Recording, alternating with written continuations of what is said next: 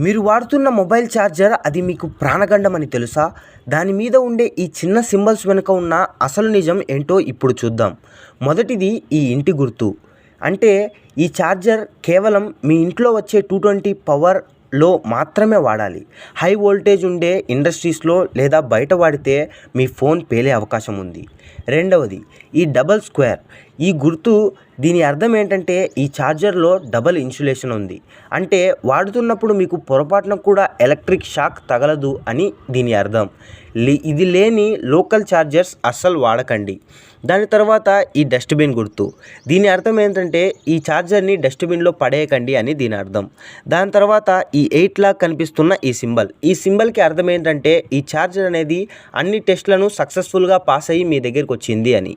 ఇలాంటి చిన్న చిన్న విషయాల్లో దాగున్న పెద్ద నిజాలు తెలుసుకోవాలంటే సింపుల్ నిజం ఛానల్ని సబ్స్క్రైబ్ చేసుకోండి.